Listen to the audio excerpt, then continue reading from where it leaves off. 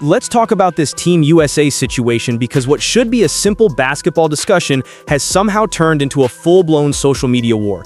USA Basketball recently released the women's national team training camp roster for December 12 through 14 in Durham, North Carolina.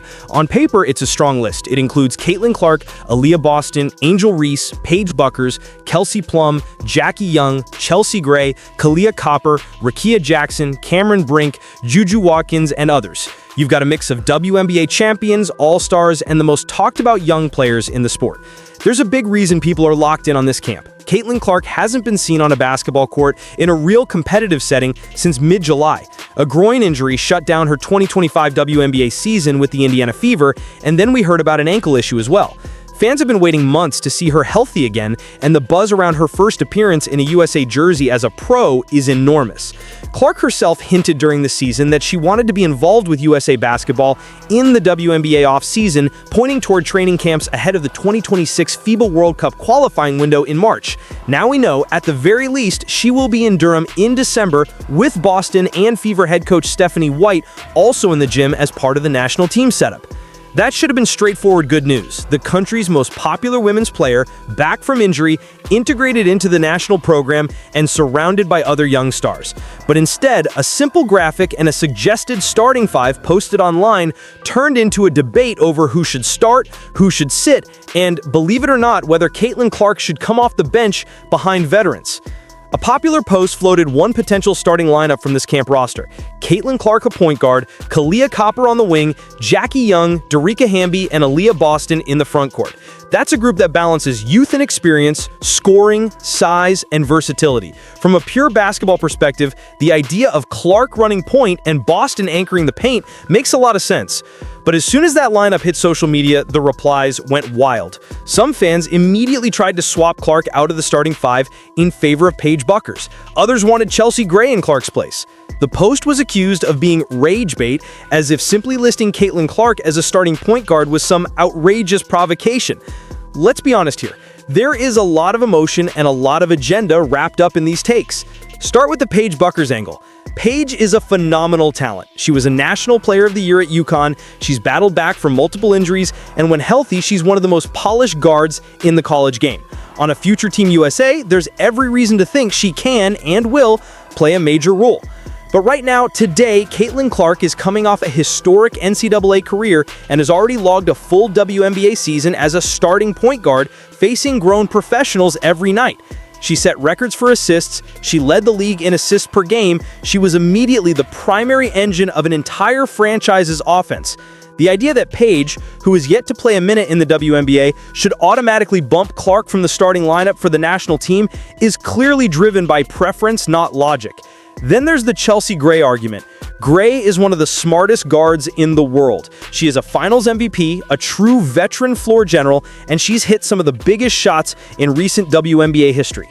Nobody disputes her resume or her talent. But if we're talking about this particular camp and a forward-looking 2026 World Cup squad, the question isn't who has the longer track record, it's about roles, fit, and momentum. In the modern FIBA game, fast pace, spread floor, high usage guards, are you really going to say with a straight face that there's no world where Caitlin Clark should start over Chelsea Gray at point guard? Some replies online insisted that any suggestion Clark should start instead of Gray was disrespectful to veterans. That's not disrespect, that's reality. Right now, if you were drawing up a Team USA that wants to win and also lean into the strengths of this generation, you'd look at what Clark brings. Elite shooting range, pull-up gravity from the logo, live dribble passing that warps defenses, and the ability to create for others at a level very few guards can match. The main criticism thrown at Clark is the turnover count. Yes, she led the WNBA in turnovers as a rookie. So did a lot of usage greats early in their careers. What tends to get conveniently ignored in those same comments is that she also set a record for assists. She took on a massive workload from day one as a 22-year-old running an offense built around her. That is the profile of a creator, not a role player. On a USA roster that will likely be loaded with finishers, Plum, Young, Copper, Boston, Reese, and so on, you want the best possible table setter on the floor from the opening tip. Some of the other lineups fans suggested online are worth examining. Plenty of people like the idea of Clark and Paige starting together in a two-guard lineup, flanked by Jackie Young, Angel Reese, and Aaliyah Boston. Offense, rebounding, size on the wing, and two elite playmakers in the backcourt. That's an intriguing group.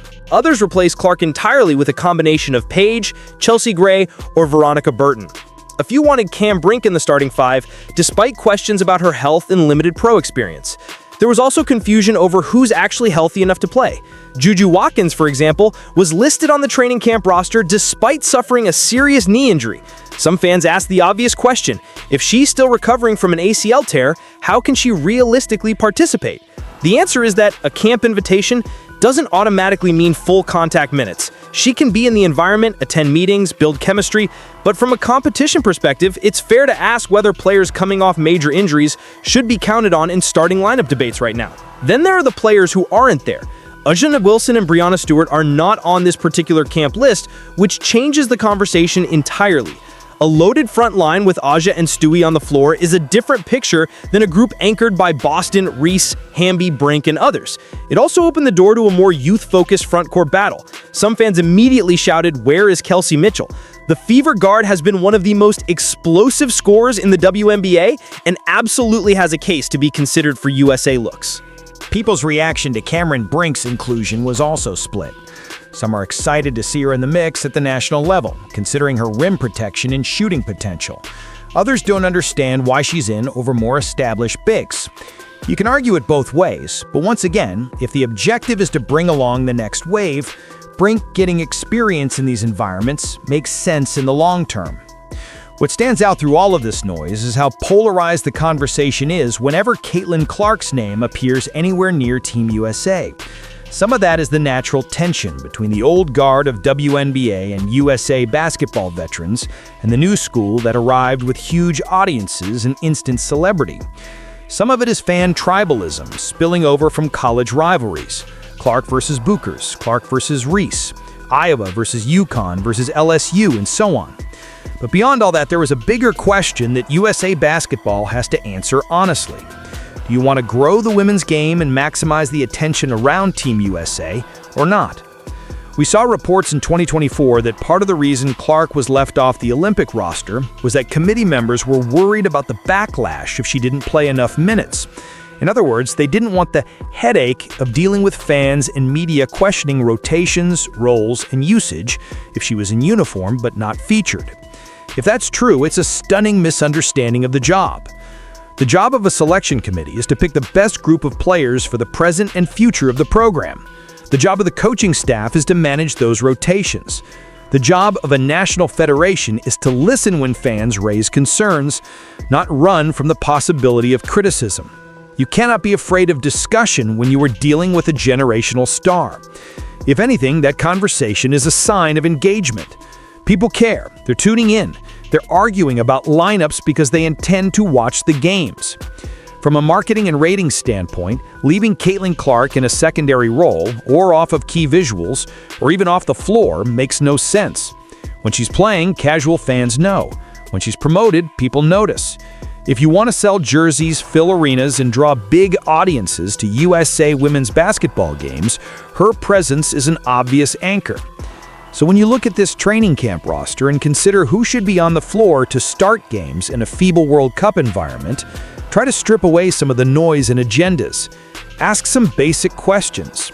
Who is the best pure facilitator available? Who bends defenses the most? Who is shown they can run an offense against elite talent every night? Who will international opponents fear game planning for, not just because of their name, but because of how they warp spacing and create shots for others? You may like certain veterans more. You may have a soft spot for certain young players. But if you answer those questions honestly, you keep coming back to the same name at the point guard spot, Caitlin Clark. That doesn't mean Paige Bueckers shouldn't be a major piece. It doesn't mean Chelsea Gray has no place, or that her leadership isn't valuable. It doesn't mean veterans like Aaliyah Copper or Jackie Young shouldn't see heavy minutes on the wing. It doesn't mean Angel Reese shouldn't be on the team. In fact, a Clark-Reese front-court combination at the international level is a fascinating idea that many fans are excited to see. What it does mean is that reflexively pushing Clark to the bench in hypothetical lineups, or pulling her off starting graphics, speaks more to individual bias than to actual basketball logic. And this is where the broader landscape comes in. In the WNBA, there is a clear shift happening. New fans, many drawn in by Clark, Reese, Bueckers, and the college class of the last few years, are coming into the space with fresh eyes. They're not attached to old hierarchies. They're asking direct questions about why certain players get certain roles. Meanwhile, a portion of the long-time inner circle, whether that's parts of the media, certain veterans, or selection committee voices, seems to be digging in, acting as if acknowledging Clark's impact is some kind of betrayal of everything that came before. That tension is visible in every one of these debates, from Olympic snubs to training camp graphics to hypothetical starting fives. The reality is simple. The sport is changing in front of us. The fan base is changing with it. The conversation about USA Basketball's women's team is no longer something that only pops up every 4 years in a small corner of the internet. It's mainstream. It's loud. It's often messy. But that's not a crisis, that's growth. The question, looking at this 2026 World Cup cycle, is whether USA Basketball will fully lean into that growth and trust the most talented, most impactful players to lead on the floor, or whether it will continue to play it safe, scared of headlines in social media debates. The fans have made their preferences clear. They want to see Caitlin Clark on the ball, initiating, setting up Aaliyah Boston, stretching the floor for wings like Jackie Young or Kelsey Plum, and maybe sharing that backcourt with Paige Bueckers in some lineups. They want to see Angel Reese battling inside on the international stage. They want to see Juju Watkins when she's healthy. They want the generational college stars in the WNBA's current elite in the same uniform. If you're serious about both winning and growing the game, that should be the blueprint. The online debates will go on. People will keep posting their own starting fives. Some will keep trying to squeeze Caitlin Clark out of those lineups to make points about turnovers, earning it, or respect for veterans. Others will go too far the other way and treat anyone over 28 as if they're instantly obsolete. In the middle of all that noise, one thing remains clear. There is no credible basketball argument in 2026 that keeps Caitlin Clark out of the starting point guard spot for a Team USA built around winning and built around the future. Everything else is just commentary.